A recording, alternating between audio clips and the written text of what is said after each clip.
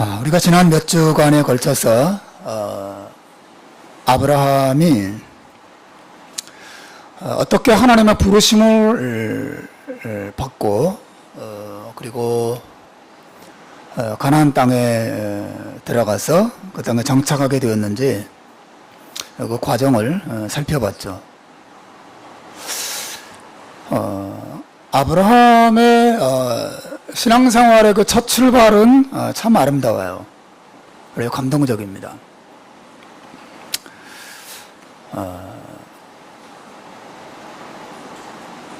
아브라함만큼 처음 신앙을 가질 때 이렇게 뚜렷하고 아름답고 복된 경험을 가진 사람은 많지 않습니다. 하나님이 그에게 찾아가셨습니다. 그리고 아브라함이 하나님을 만납니다. 하나님을 알게 되죠. 그리고 하나님으로부터 귀한 약속을 얻습니다. 내가 너를 큰 민족이 되게 하겠다. 그리고 너는 복이 될 것이다. 더 나아가서 내가 너를 통해서 땅의 모든 족속을 축복하겠다. 그런 말씀도 하셨어요. 아브라함은 그 하나님께서 주신 그 약속의 말씀에 감동돼요. 그리고 말씀의 약속을 따라가기로 우리가 지난주 본 것처럼 결단하고 고향을 떠나고 가나안 땅에 정착하고 살아가기 시작합니다. 정말 아브라함은 모든 신자의 아름다운 모델이라 그렇게 할 수 있겠죠. 하지만 여러분, 우리가 생각해야 될 점이 하나 있습니다.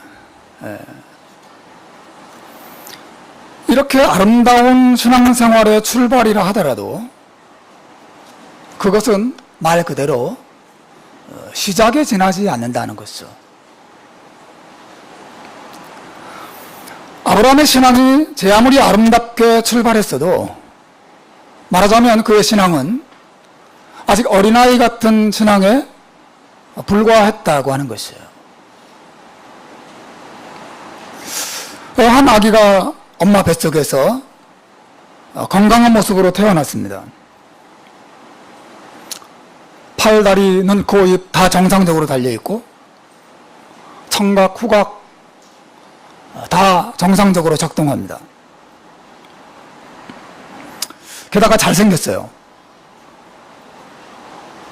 기쁘죠? 저도 우리 아이들 태어났을 때 의사들이 또 혹은 간호사들이 눈, 코, 입 다 만져보고 청각 검사하고 다 하는 거 봤어요. 정상이라고 말할 때 기쁘더라고요. 좋아요. 정상적이고 건강한 아기가 태어나는 것은 참 큰 축복이죠. 하지만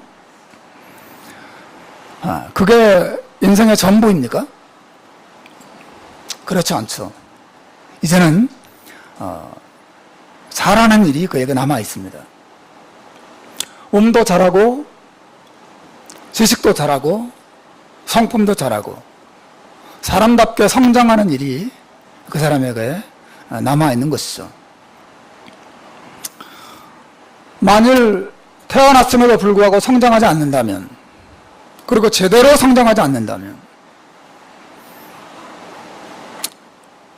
어떻게 될까요?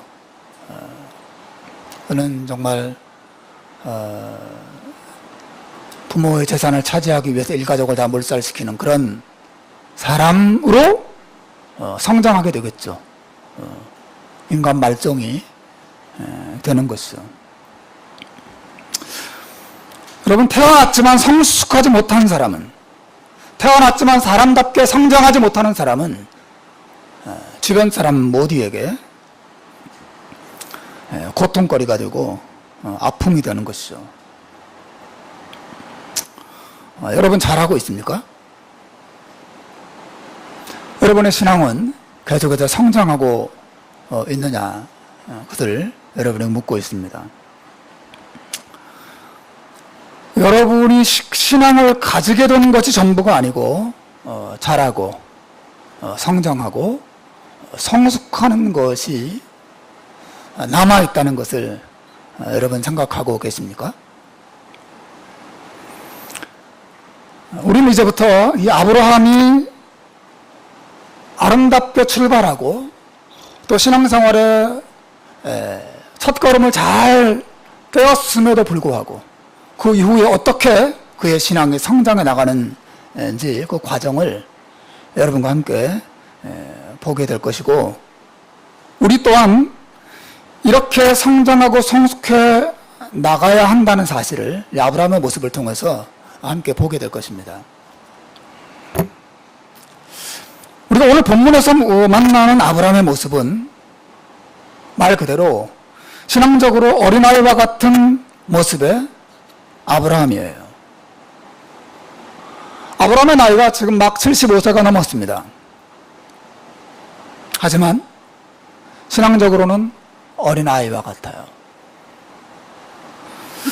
아브라함은 가정에서나 사회적으로 많은 지식과 경험을 가진 지도자급에 속한 사람이에요. 하지만 신앙적인 면에서 보면 어린아이와 같습니다. 아브라함은 하나님의 부르심도 받고 말씀의 뜨거움도 체험한 사람이에요. 하지만 그는 어린아이와 같은 상태에 있습니다. 여러분, 아브라함이 어린아이와 같은 상태에 있다는 것을 보여주는 증거가 무엇입니까? 아브라함이 어린아이에 지나지 않는다는 것을 보여주는 증거가 뭐예요? 우선 본문은 크게 두 가지로 말하는데, 하나는 아브라함이 가나안 땅에 들어가서 기근을 만났을 때 보여주는 모습을 보면 그 첫 번째 증거가 나타나죠. 그 가나안 땅에 정착하자 얼마 지나지 않아서 그 땅에 기근이 들었습니다. 그것도 큰 기근, 심각한 기근이에요. 근데 그 기근이 들었을 때 아브라함은 그 기근의 시련 앞에서 어떻게 해야 될지를 하나님 앞에 나아가 묻지 않습니다. 하나님 앞에 묻지 않아요.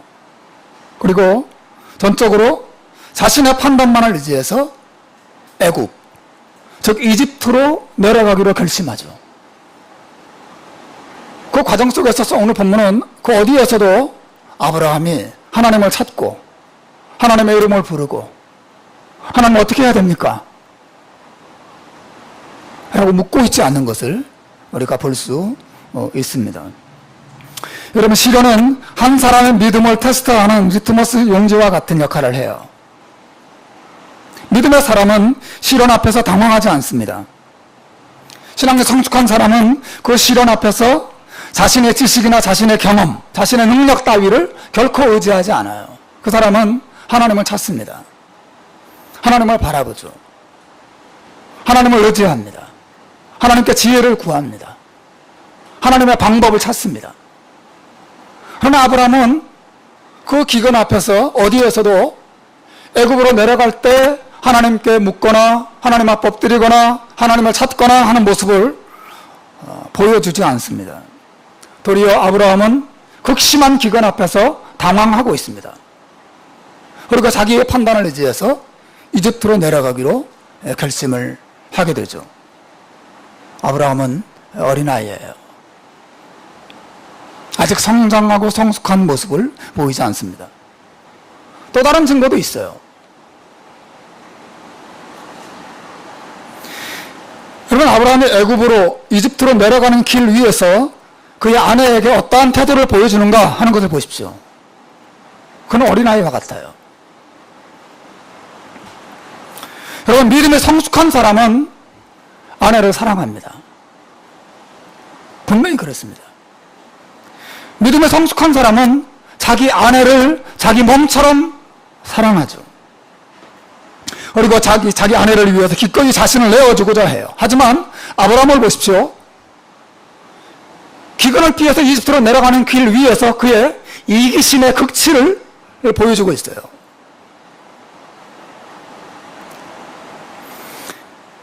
아브라함은 자기 아내 사라에게 이렇게 말하죠. 여보, 애굽 사람들 앞에서 당신은 내 아내가 아니고 내 누이 동생이라고 말해줄 수 있겠어? 그런 부탁을 합니다. 아브라함이 이런 말을 하게 된 것은 아브라함이 이런 왜 그러지? 아브라함이 이런 말을 하게 된 것은 애굽으로 출발할 때가 아니고 오늘 본문에 보면 애굽에 가까이 이르렀을 때였어요. 11절에 보시면 그가 애굽에 가까이 이르렀을 때에 집을 출발할 때부터 작정하고 계획하고 한 말이 아니었어요. 이집트로 내려가는 길에서 이집트가 점점 가까이 오자 아브라함에게서 여러 가지 많은 생각이 떠올랐던 것 같아요. 가장 먼저 아브라함에게 떠올렸던 이 생각은 자기 아내가 아주 미인이라는 사실이었어요.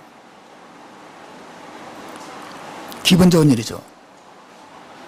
이때 아브라함의 나이가 75세가 넘었으니까 아브라함과 사라가 10살 차이거든요.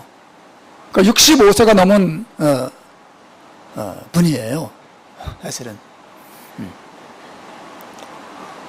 근데 아브라함이 생각하기를 당신은 너무 아리따운 여인이기 때문에 이집트의 사람들이 당신을 보면 나를 죽이고 당신을 빼앗으려고 할 것이요. 그렇게 생각합니다.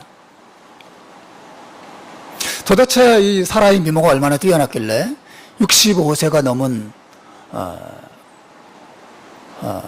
할머니까지는 아니어도 그런 여인의 아름다움에 매료돼서 남편을 죽이고 빼앗을 거라고 생각을 했을까? 아마도 학자들은 이집트 사람들은 대부분 흑인들이었을 텐데 사라는 백인이었을 가능성이 상당히 높다. 그리고 사라는 아직 자녀를 생산하지 못한 여인이었을 것이다. 그래서 여전히 피부가 팽팽하고 하얗고 흑인들이 볼 때는 너무 아름다운 여인으로 보였을 것이다. 그렇게 말하기도 해요. 저는 일리가 있는 말이라고 봅니다. 어쨌든 아브라함은 이집트 사람들이 자기 아내를 탐내서 자기를 죽일지도 모른다는 두려움에 사로잡혀요. 그리고 아내에게 이야기합니다. 여보, 애굽 사람들 앞에서 당신은 내 아내라는 사실을 숨겨주시오. 그리고 내 누이 동생이라고 말해줄 수 있겠어? 그건 나 때문이 아니라 전적으로 당신의 미모 때문이요. 당신 너무 예쁘기 때문에 내가 이렇게 하는 거지 나를 위해서 하는 게 아니요. 뭐 이런 식으로 핑계대면서 사라에게 요청을 합니다. 여러분, 이 부인들 이 자리에 앉아 계신데 아내의 입장에서 이런 말을 남편에게 들었을 때 부인의 마음이 어떻겠습니까? 아마도 사라의 반응이 내가 아무리 찾아봐도 사라가 어떻게 반응했는지가 성경에 나오질 않아요. 아마도 사라가 눈물을 흘리지 않았을까 그런 생각이 들고 또 친정 엄마가 생각나지 않았을까 뭐 그런 생각도 들고 내가 이 남자를 믿고 고향을 떠나왔던가. 말하자면 지금 아브라함은 자기 아내를 이용해서 자기의 이 목숨을 부지하려고 하는 것입니다. 그리고 이 결과 어떻게 됩니까? 이 사라는 애굽 왕 바로의 아내가 될 위험에 떨어지게 돼요. 아브라함이 자기 안전을 위해서, 자기 목숨을 위해서 아내를 철저하게 이용하고 있는 것을 볼 수 있어요. 물론 실제로 사라가 아브라함의 누이 동생인 것은 맞아요. 창세기 20장 12절에 보면 그는 정말로 나의 이복 누이로서 내 아내가 되었습니다. 사라는 아브라함의 이복 누이 동생이에요. 그러니까 즉 다른 어머니 밑에서 태어난 딸이었단 말이죠. 아브라함의 아버지에게 다른 아내가 있었단 말이죠. 이복 누이 동생이에요. 고대에는 이런 결혼이 많이 있었기 때문에 아브라함 가문도 그 문화를 따랐던 것으로 보여져요. 이게 사실이라 하더라도 사실은 그 배후에는 무엇이 있습니까? 아브라함의 태도 안에는 아내에 대한 사랑과 헌신이 얼마나 부족하고 그가 얼마나 이기적이고 자기중심적인 남편이었는가를 잘 보여주는 증거가 되는 것이죠. 무엇보다 그것은 하나님께서 아브라함 자신과 자기 아내를 애굽의 그 많은 위험 속에서도 지켜줄 것이라고 하는 믿음의 부족에서 사실은 나온 것이었어요. 아브라함은 어린아이예요. 아직 성장하고 성숙한 신자의 모습을 보여주지 않고 있습니다. 여러분, 신앙이 얼마나 성장하고 성숙했는가의 증거는 그 사람이 얼마나 기적을 많이 일으키는가, 얼마나 많은 능력을 행하며 사는가, 그것으로 나타나는 게 아니에요. 신앙의 성숙함의 증거는 그 사람이 이기적이냐 아니면 이타적이냐, 거기에 기준이 있어요. 여러분, 아브라함이 얼마나 이기적인가를 보십시오. 13절에 보시면 원하건대 그대는 나의 누이라 하라. 그러면 내가 그대로 말미암아 안전하고 내 목숨이 그대로 말미암아 보존되리라. 내가 당신 때문에 안전해지고 내가 내 목숨이 당신 때문에 보존될 것이야. 그런데 자기 아내는요, 자기 아내의 마음이 어떨지, 자기 아내가 자기 때문에 어떤 위험에 떨어지게 될지 전혀 염두에 두지 않고 전적으로 자기와 자기 안전과 자기 목숨과 자기 행복과 자기의 편안만 관심을 기울이는 그런 남편이에요. 이게 아브라함이었습니다.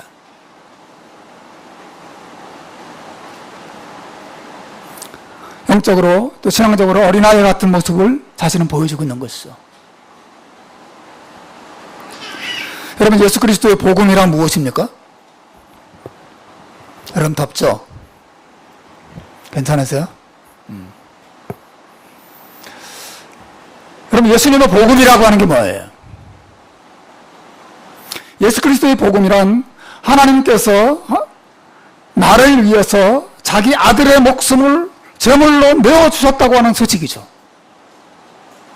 그리고 복음이라고 하는 것은 예수님께서 나를 위하여 세상에 오셔서 나를 위해 자기를 내어주셨다고 하는 소식이에요. 복음이란 하나님께서, 더욱 예수님께서 자신의 모든 것을 우리를 위해서 내어주셨다고 하는 소식이 복음이에요. 그러므로 복음을 믿는다고 하는 것은 하나님의 그 내어주시는 은혜를 입고 구원받았다고 하는 것은 말이죠.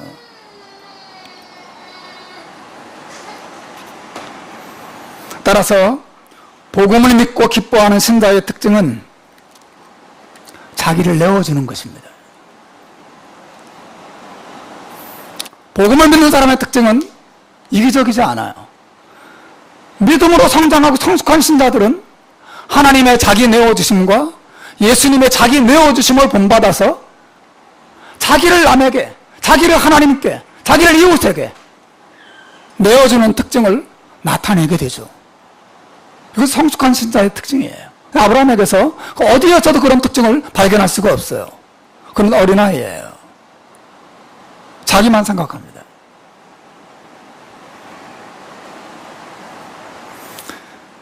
여러분, 에베소서 5장 25절에 보시면 사도 바울이 말합니다. 남편들아, 아내 사랑하기를 그리스도께서 교회를 사랑하시고 위하여 자신을 주심같이 하라. 여러분, 여기 믿음의 남편들에게 요구되는 삶이 있어요.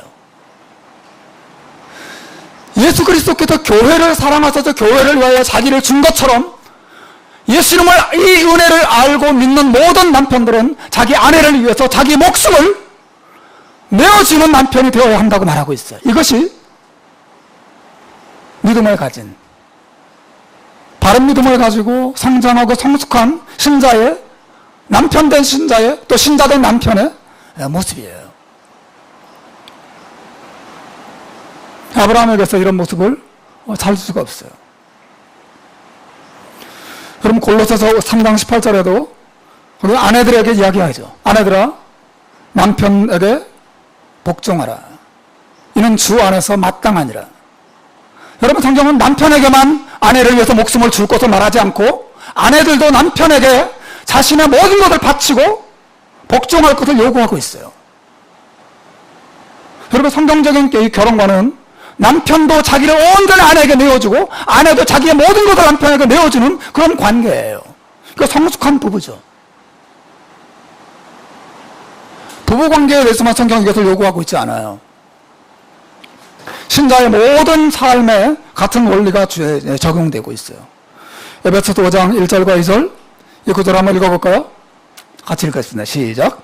그러므로 사랑을 받은 자녀같이 너희는 하나님을 본받는 자가 되고 그리스도께서 너희를 사랑하신 것 같이 너희도 사랑 가운데서 행하라.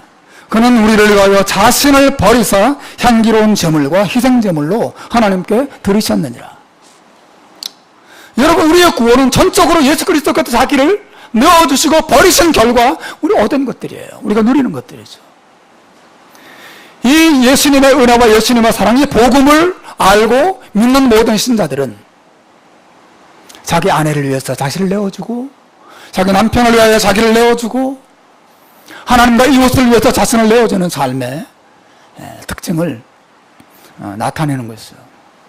반대로 어린아이 같은 신자들은 남을 이용해서 자신의 이익을 챙기는데 민감해요. 아주 민감합니다.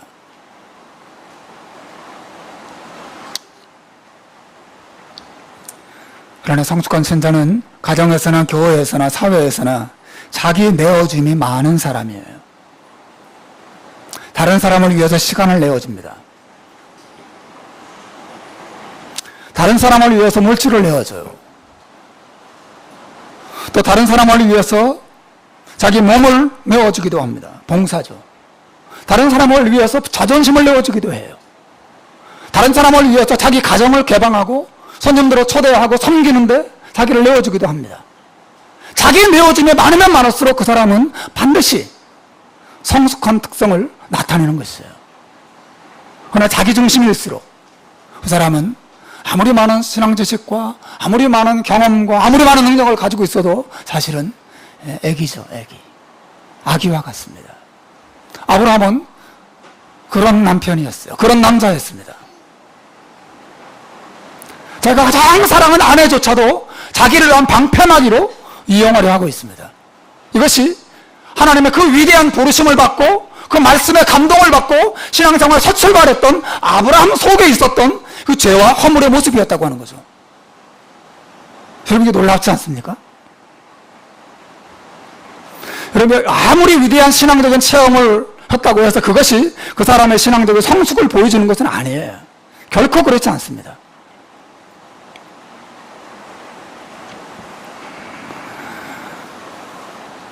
신앙적인 성장과 성숙은 자기 내어줌에 있습니다. 자기를 얼마나 내어주는가.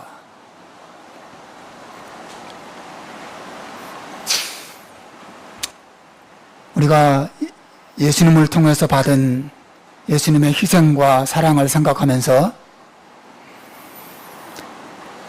남이 먼저 나서서 섬길까봐 내가 먼저 나서는 그런 신자들이 다 되기를 주님의 이름으로 축원합니다. 십자가의 이 복음의 은혜가 우리 모두를 그렇게 성장시키고 성숙하게 해야 하는 것이죠. 아브라함은 신앙적으로 아름답게 출발했지만 여전히 어린아이와 같아요. 그는 기근 앞에서도 우리 이집트의 위험 앞에서도 지혜의 부족을 드러냅니다. 사랑의 부족을 드러내요. 담대함의 부족을 드러냅니다. 믿음의 부족을 드러내고 무기력함을 드러내죠. 아브라함은 두려워하고 있고 방황하고 있습니다. 이것이 저 위대한 믿음의 사람 아브라함의 모습이에요. 여러분, 모세로부터 창세기의 이 내용을 가장 처음 듣고 읽었던 이스라엘 백성들이 오늘 이 본문의 내용을 읽었을 때 혹은 들었을 때 웃지 않았을까? 그런 생각이 들어요.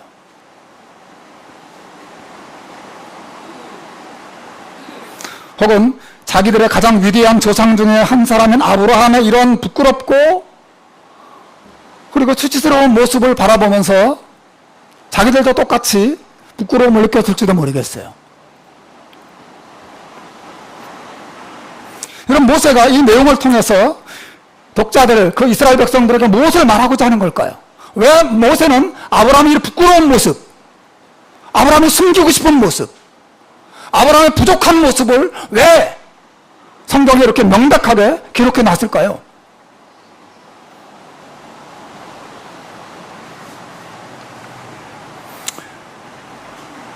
그것은 아브라함이 하나님의 뜻을 이루는 위대한 믿음의 사람으로 성장한 것은 아브라함 자신의 힘 때문이 아니고 전적으로 하나님의 은혜 때문이었다는 사실을 말하고 싶은 것이죠.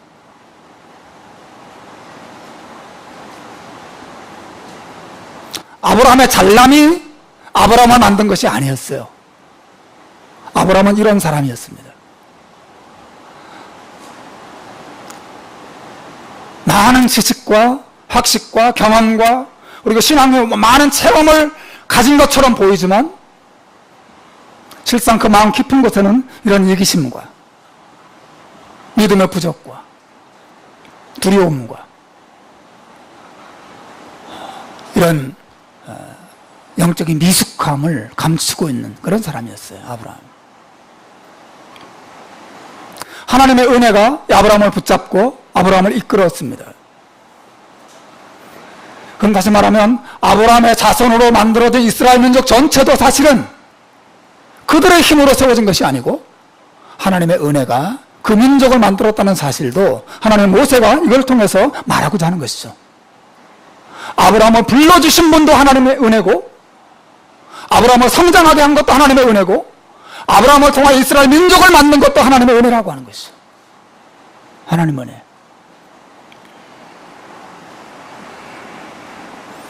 우리는 본문에서 그 인생의 수많은 위험과 위기 속에서 두려워 떨고 또 방황하는 아브라함 곁에 하나님께서 변함없이 함께 하시는 것을 볼 수 있어요. 여러분 17절을 보십시오.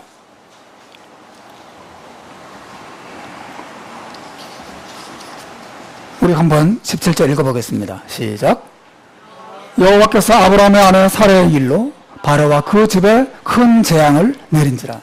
하나님께서 애굽 왕 바로가 사라를 빼앗아서 자기 아내로 삼고자 했을 때 하나님께서 큰 재앙으로 그와 그의 집을 심판하셨어요. 어떤 종류의 재앙이었는지 성경은 말하지 않습니다. 불을 내리셨는지 아니면 장자를 다 죽이셨는지 아니면 질병을 보내셨는지 확실치 않습니다. 분명한 것은 하나님께서 어떤 재앙을 보내셔서 애굽 왕 바로로 하여금 그 재앙이 자기가 아브라함의 아내를 빼앗은 결과로 이 재앙이 왔다는 것을 알게 하셨다고 하는 거죠.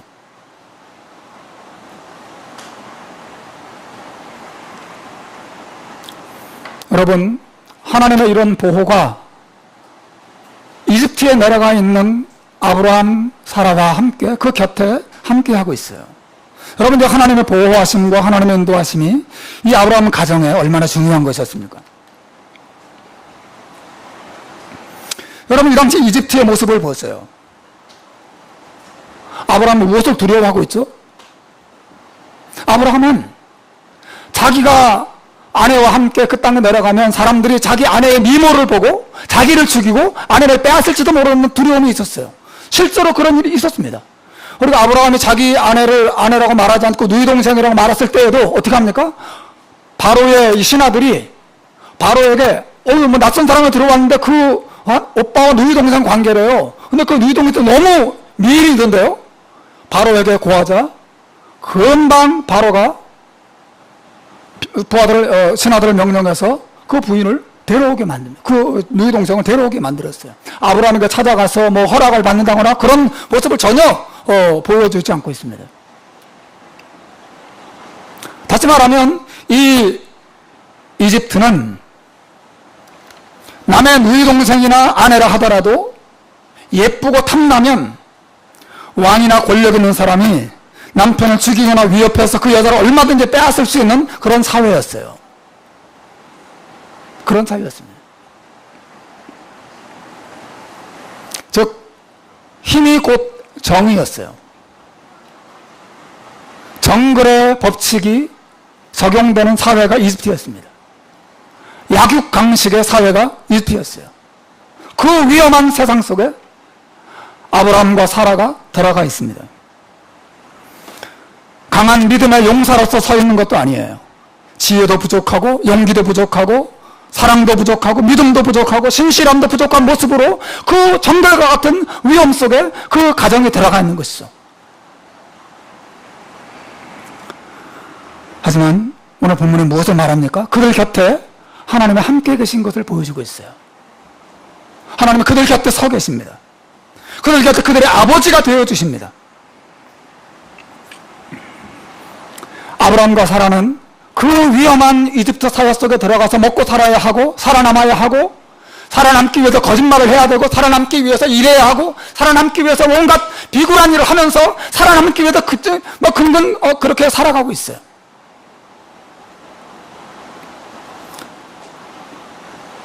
여러분, 그러나 그런 그 위험한 상황 속에서 하나님이 그들 곁에 계셔서 그들 가정을 지켜주시고 그들 가정에 은혜를 베푸시고 그들 가정을 보호해 주시고 그들 가정을 이끌어주고 계시는 것을 볼 수 있어요. 여러분, 이것이 오늘 우리 신앙생활의 모습을 잘 보여주고 있지 않습니까? 믿음을 가졌지만 어린아이 같은 믿음을 가진 사람들, 그 연약한 믿음으로 세상에 살아남아야 하고 싸우고 있는, 어쩔 수 없이 죄를 짓고 먹고 살기 위해서 어쩔 수 없이 비굴한 짓을 하고 그래야 하는 상황 속에 아브라함과 사라가 들어가 있어요. 하나님의 은혜와 하나님의 돌보심이 함께하지 않는다면 이 가정은 풍비바탕 났을 것입니다. 그들이 믿음을 지키고 그들이 하나님의 백성으로서 하나님의 뜻을 이루면서 성장하고 앞으로 전진해 나갈 수 있었던 것은 전적으로 그들의 힘과 그들의 지혜와 그들의 능력의 결과가 아니었어요. 하나님 그들 곁에 계속 함께 계셨습니다. 하나님이 그들을 이끄셨습니다. 하나님이 그들을 보호하셨습니다. 악한 자들이 그들을 만지지 못하도록, 손대지 못하도록 하나님이 돌보고 계십니다.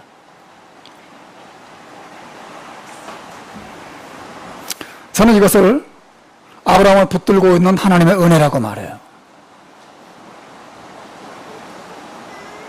아브라함을 아브라함답게 성장하고 성숙하게 만든 것은 아브라함 자신의 힘이 아닙니다. 많은 사람들이 착각하는 것 같아요. 자기 힘으로, 자기의 수완으로, 자기의 능력으로 자기 가정을 지키고 자기 미래를 열어가는 것처럼 생각하는 것 같아요. 그러나 여러분, 하나님의 돌보심이 제거되는 순간 아브라함은 그 모든 능력도, 그 모든 재산도, 그 아름다운 아내조차도, 그 자신의 생명조차도 한순간도 부지할 수 없는 것이 그들의 운명이었어요. 이 세상 속에서. 하나님은 그들과 함께 하십니다. 그들을 지켜주세요. 여러분, 이것이 왜 하나님의 은혜라고 말할 수 있습니까? 그것은 이들을 향한 이 하나님의 사랑과 돌보심이 아브라함의 죄와 허물에도 불구하고 아무런 조건 없이 주어지기 때문에 그래요. 여러분, 아브라함은 신앙생활을 잘 출발했지만 아주 어려요. 하나님을 잘 모르고 있습니다. 하나님을 신뢰하지 못합니다. 아브라함은 두려움에 빠지고 이기적이에요. 거짓말을 합니다. 아브라함은 겉보기는 멀쩡해 보이지만 사실은 자기 힘으로 자기 가정 하나 지킬 능력이 없는 사람이었어요. 많은 죄와 그리고 허물이 가득한 그런 남편이었어요. 하지만 오늘 본문을 보십시오. 하나님께서는 그런 아브라함에게 실망하지 않으세요. 그런 아브라함에게 등을 돌리지 않습니다. 하나님이 변함없이 그 곁을 지키세요. 변함없이 그와 함께 하시고 변함없이 그를 도와주시고 그에게 하신 약속을 지키시고 그 약속을 이루어 가시는 것을 볼 수 있어요. 하나님의 은혜죠. 아브라함의 불성실과 아브라함의 죄와 아브라함의 허물을 따진다면 하나님이 야, 너 어떻게 그럴 수 있니? 응? 그를 책망하시고 그에게 손을 떼시고 그에게 등을 돌리실 수도 있지만 하나님 그렇게 하지 않으십니다. 계속 은혜를 그에게 베푸세요. 자비를 베푸십니다. 제가 다시 말합니다. 사랑하는 여러분, 아브라함을 아브라함답게 만든 것은 아브라함과 그의 가정을 지키고 그의 가정을 통해 하나님의 뜻이 이루어지도록 만드는 모든 것들은 아브라함 자신의 능력과 자신의 에너지, 자신의 자원이 아니에요. 전적으로 하나님의 은혜와 자비의 결과로 그들에게 주어집니다. 하나님의 은혜였어요. 여러분, 고린도전서 15장 10절에서 사도 바울도 같은 고백을 해요. 우리 한번 읽어보겠습니다. 시작. 그러나 내가 나 된 것은 하나님의 은혜로 된 것이니 내게 주신 그의 은혜가 헛되지 아니하여 내가 모든 사도보다 더 많이 수고하였으나 내가 한 것이 아니요 오직 나와 함께 하신 하나님의 은혜로라. 바울이 말합니다. 내가 지금까지 살면서 이룬 모든 것들은 내 능력, 내 수단과 방법의 결과가 아닙니다. 내가 다른 모든 사도들보다 더 많이 수고하고 더 많이 노력하고 더 많은 결과를 얻었지만 나의 나던 것은 오직 나와 함께 하신 하나님의 은혜 때문이라고 고백하고 있어요. 하나님의 은혜입니다. 이 고백을 하는 자리까지 가는 것이 바로 신앙의 참된 성숙함이에요. 하나님의 은혜 때문입니다. 지난 1월 2일 날 한국 뉴스에 이런 기사가 실렸어요. 어느 환자가 배가 아파서 응급실에 실려왔습니다. 그런데 그 응급실에서 그 환자가 과거에 진료비를 미납한 전력이 있다는 이유로 접수를 거부했어요. 그 결과 그 환자는 결국 복통을 호소하다가 숨을 거두고 말아요. 근데 더 놀라운 거는 죽은 그 환자가 밀린 진료비는 불과 17,000원에 지나지 않았다는 거죠. 그거 내지 않았다고 접수를 받지 않고 그냥 응급실 밖에서 배가 아파서 죽도록 버려뒀다고 하는 거죠. 호주에서는 있을 수 없는, 상상할 수 없는 일이긴 하지만 그런 일이 있었어요. 저 너무 마음이 아프더라고요. 그러면서 제가 그 본문을 보면, 그 기사를 보면서 이런 생각을 했어요. 우리들이야말로 하나님으로부터 거절당할 수밖에 없는 제때 갚지 못한 밀린 진료비가 많은 사람들 아닌가? 우리들의 밀린 진료비라는 게 뭐예요? 우리가 하나님께 마땅히 드려야 할 사랑과 마땅히 드려야 될 감사와 마땅히 드려야 될 예배와 마땅히 드려야 할 순종과 마땅히 드려야 할 모든 것들을 드리지 않는 모든 삶, 이것이 사실은 밀린 진료비죠.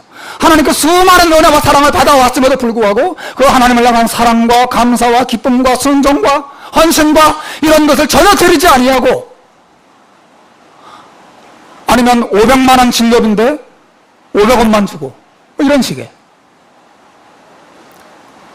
밀린 진료비를 받은, 그러니까 밀린 진료비가 많은 그 환자의 모습이 우리가 아닌가.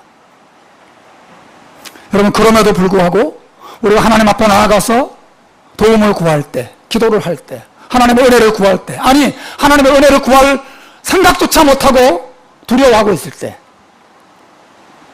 그때에도 하나님 우리를 거절하지 아니하시고 우리 곁에 오셔서 우리를 도와주시고 우리가 은혜를 베푸시는 것이죠. 그 성경에 말하는 하나님의 은혜예요. 하나님은 자기 백성들에게 말할 수 없는 자비와 긍휼을 베풀어 주십니다. 하나님의 은혜가 자기 백성들을 붙잡고 있어요.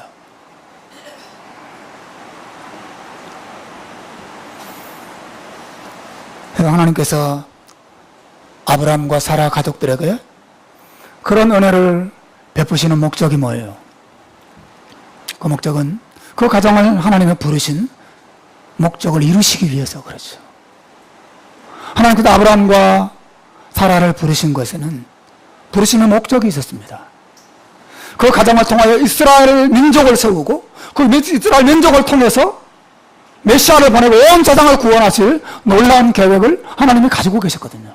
그것을 이루시기 위해서 아브라함의 수많은 죄와 허물과 불순종에도 불구하고 그들을 붙잡으시고 그들을 보호하시고 그들에게 은혜를 베풀어 주시면서 그 가정을 이끌어 가고 계십니다.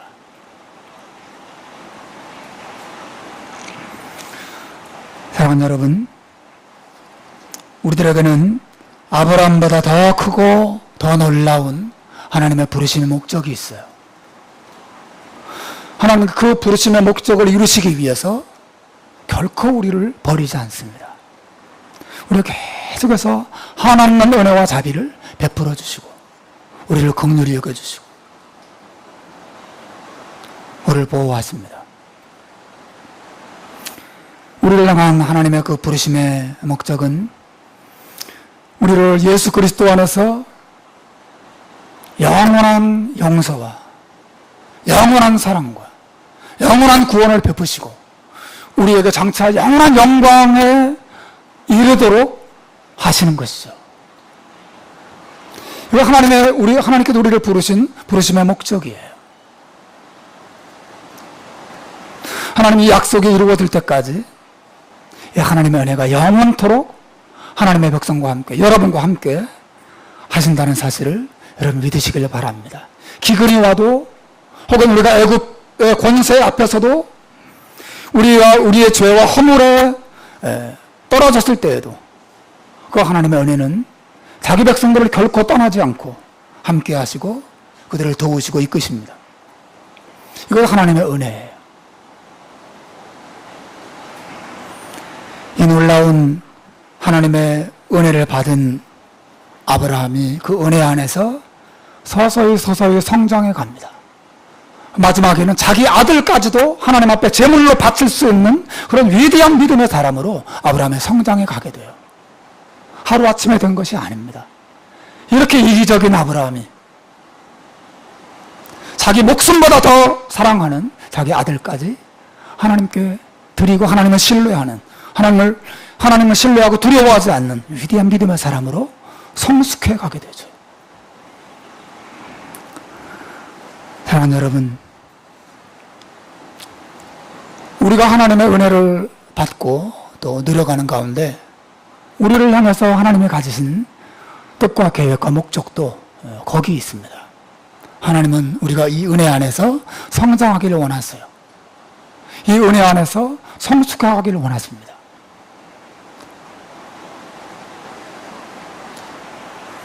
하나님께서 우리가 은혜를 이 끝없는 영원한 은혜를 베푸시는 목적은 내 멋대로 살도록 하시려고 버려두시는 것이 아니죠. 우리 마지막 성경구절 하나만 읽고 마치겠습니다. 에베소서 1장 6절에 보면 하나님 우리에게 은혜를 주신 목적이 나와요. 우리 한번 읽어보겠습니다. 시작. 이는 그의 사랑하시는 자 안에서 우리에게 거저주시는 바 그의 은혜의 영광을 찬송하게 하려는 것이라. 하나님께서 우리에게 예수 그리스도 안에서 영원한 용서와 영원한 사랑과 영원한 은혜와 영원한 하나님의 나라를 값없이 베풀어 주시고 우리가 끝없이 불순종하고 끝없이 완고하고 끝없이 죄와 허물 속에 허덕거림에도 불구하고 그 사랑과 은혜를 거두지 아니하시고 우리와 우리 가정을 지켜주시고 이끌어가시는 이유가 무엇? 이 은혜를 베풀어 주시는 이유가 어디 있습니까? 우리로 하여금 그의 은혜의 영광을 찬송하게 하시기 위해서요. 찬송한다는 건 뭐예요? 이 찬송한다는 것은 하나님을 노래하는 것입니다. 사랑 안에서 하나님을 기뻐하고 하나님을 노래하고 하나님께 예배하고 하나님을 높여드리는 것이 하나님을 찬송하는 것이죠. 하나님은 우리에게 은혜를 베푸시는 목적은 거기 있어요. 우리를 그 은혜에 감동되어서 그 은혜에 사로잡혀서 하나님을 기뻐하고 하나님을 높이고 하나님을 영화롭게 하는 사람으로 만드시려고 우리에게 은혜를 베푸시는 것이지 내 멋대로 살고 내 욕심대로 그냥 그대로 계속 살아도 된다라고 하는 면허증을 우리에게 주신 것이 아니에요.